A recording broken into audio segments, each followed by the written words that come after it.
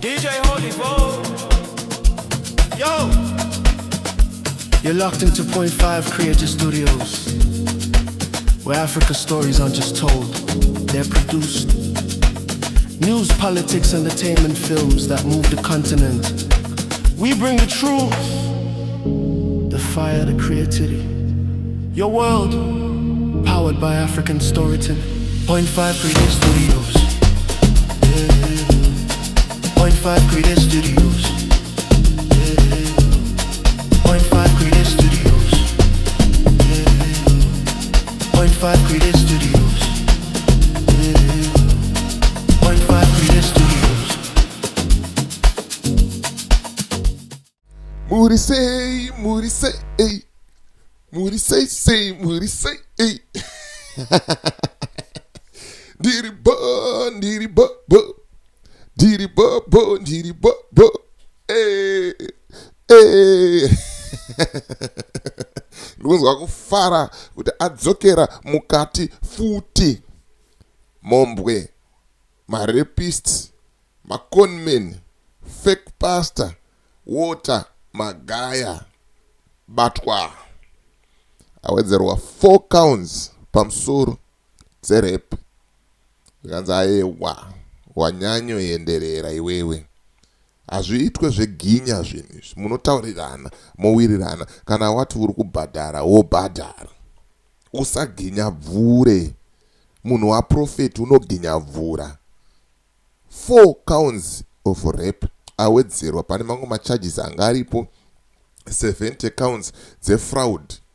Vanhu vainzi ngunzai mari tiite maproject havana kana cent. Vainzi tichakutengeserai mastand, hapana kana stand 1 yakabuda. Yetu unoona rimwe richienda ikoko every Sunday. Kudzungaira here. Kuita sei? Arega tikusekei zvedu isusu. Isusu tinongoramba tichingoseka. Tinongoramba tichiseka. Ende hatisi kumira kuseka. Kuti muri madununu. Vanhu vanoenda kumachechi ana papa ava. Muri mafuza. Manzwa nenzara. Ndio kuita kuti muite desperate kusvika ipapo. Shoko raMwari rinotaura kuti danai Jehovha achawanikwa. Tsvagai Jehovha achawanikwa. Danai kwaari achiri pedyo. Nekuti nguva ichazosvika yamunenge makuda kuzomuka. It will be too late. Zita ndinonzi DJ Holy ndinokuchingamidzai mu Point 5 Creative Studios baba. Ndazobata general story. Ndazobata evangelist. Ndikati ko muri kuiona sei nyaya yamagaya. Zvikanza aiwa. Nyaya yamagaya itori hombe kupfuura zvamuri kufungira izvo. Magaya atori nemacounts erape akawanda. Ende magaya aimbosapota musangano. Magaya kuti chechi yake isimbe, udununu hwakawanda hurambe hurimo muchechi make, vanhu vasasvinure kuti vaone. Anofanira kunge achirara nevakadzi vakawanda for my spiritual gain. Ndochi zviri kutaurwa naevangelist. Ini ndogona kuzotaura nepasiripo, ndogona kutaura nezvisiri izvo, but ndiri kunzwa kufara kusvikira musi wa16 waachazoenda kukoti anenge ambori machirumwa netsikidzi. Toziva zvedu kuti ZANU-PF ndiye ma-catch and release zvayo. Hatirambe haipapo, hatirambe zvavo. Munhu wavo vanogona kuzongotaurirana obva azongobudawo zvedu. But isusu chokwadi tetangochitaura kuti hapana, Magaya is a rapist, Magaya is a fraudster.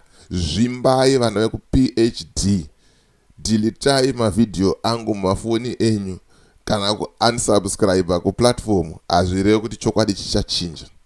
Magaya is a conman. Magaya imbavha. Ndakanakirwa neposts yakaiswa naHope Chung'ono nesura. Ini zvangu ndinovonakidzwa inini. Rega ndifare zvangu. Rega ndifare tinakirwe baba. Because tikatoda kutozvimba, tikatoda kutsamwa nezvatiri kuitwa neZANU-PF izvi. Tisu tinofa nestress, tisu tinofa neBP. Saka regai tingofara.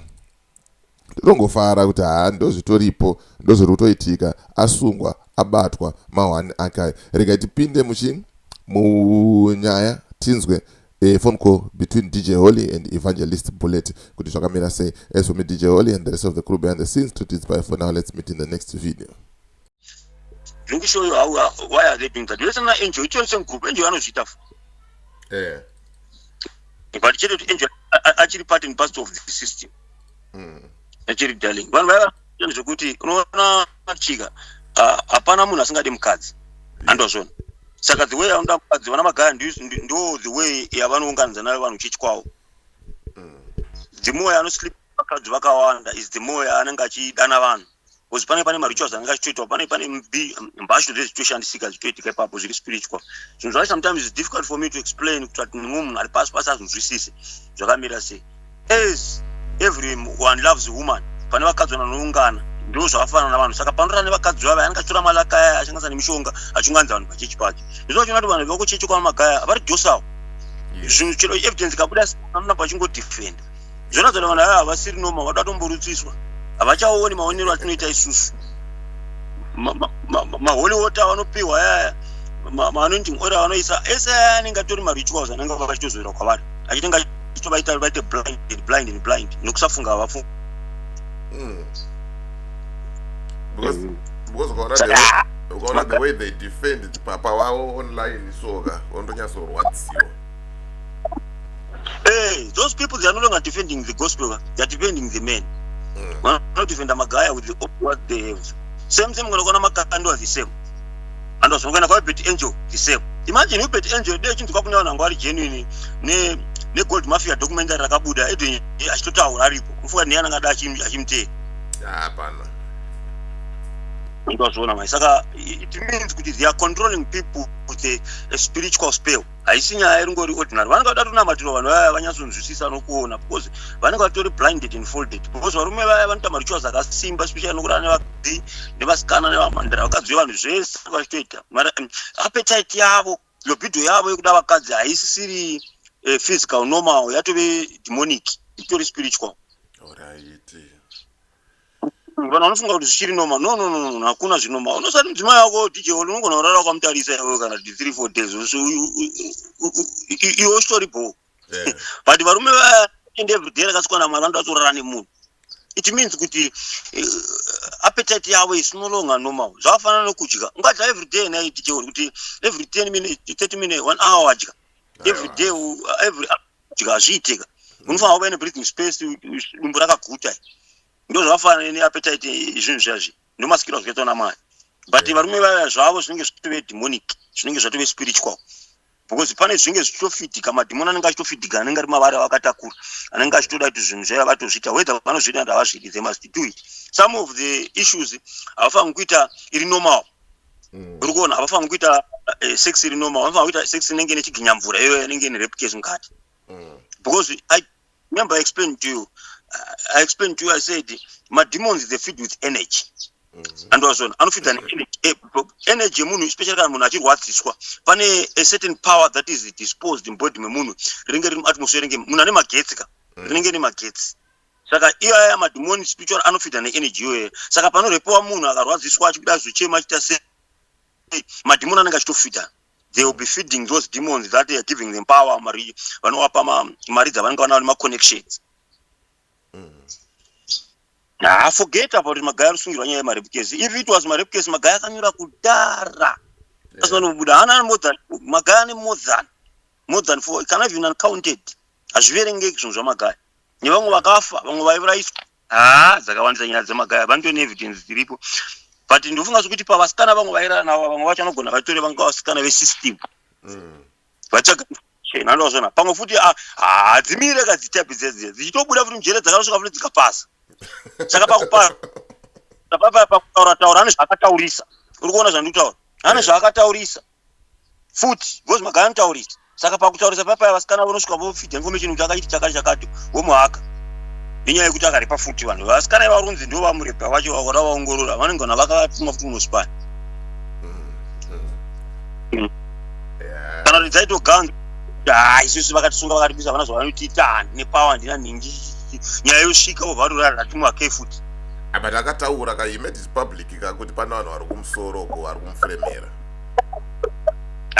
Ndo zvandiri kutaura ka vari kumusoro hawo vari kumufuremera hawo vanouya kwaari here no vanoshandisa vakadzi saka vakadzi vanouya vava ndo vanenge vachishandiswa ivavo ZANU-PF inodhira nevakadzi vaka ndo vanenge vachitodhira newe how do vari kumufuremera sei vari kumufuremera after vatsvaga chii after vane information yavanenge vawana kwaari iye ari kutaura kuzvivasikana zvakezvo unozona bosi kana magaya ndanga akasungira nyaya yerape case matauro ari kuita vanhu magaya ade asina kuwana mukana wekubuda ade akaroverwa nyaya dzake dzasvika kana ma20 but kubuda kwavakaita vanenge vakamuta pardon ati repent but pakuzorara futi netuvasikana twatuya ane zvaaitaura futi zvodzokera futi kuvakuru vaya vekumufemera vacho vodzoka futi vomuhaka zvinongori pachena DJ Hori kana kuda kuzongorora zvinhu zvacho magaya is not clean zvokuti ngati kwai magaya vakada musungira nyaya dzecorruption nenyaya rape case kune vanhu varaiswa kumaindi kwamagaya zvinozikamwa zvese izvo magaya nemuswa dzakawandisa dzechichi haana pasina ndosakasapota musangano weZANU-PF is because to him is a security he doesn't love ZANU-PF pane zvakwada taura ngoda tichi adaida kutobvunza kuti ko kana iwe watumirwa vasikana worara nawo wozoti wakarepa inenge iri frame here iwe unenge uchifuremerwe pamwe pacho vanogona kufuremera nyaya yekuti urape case but vakabvumirana uri kuona pane issue yacho vanenge vakabvumirana kurara kwavo kuwese andiri but vasikana vacho vamwe vanozviita variko vairepa kumashure ku DJ Hori vanozona vairarwa navo against their will unoziva kuti mukadzi wako momudheni unoziva mukadzi womudheni akati nhasi anosuda bonde iwe ukamufosa kuita bonde naye inotonzi rape case unoziva here inogona kutosungwa saka it's all about the will kuti vasikana vacho vaida vamwe vacho vanenge vachitoda but pane zvavanopromiswa nevarume vava handozvona vanopromiswa maheaven on earth ndichakupa chakati chinhu chachi magaya haazadzikisi after apedza kudya because ritual rakanenge aita then apedza kudaro manje maprofita haana kufufiliwa vasikana vava vanozodzoka vachiti akati repa uri kuona pane issue yacho back now claiming kuti wakati repa because vanenge vada kukurwadzisa because iwewe wakavarwadzisa hauna kukwanisa kufufila zvavanga vapromise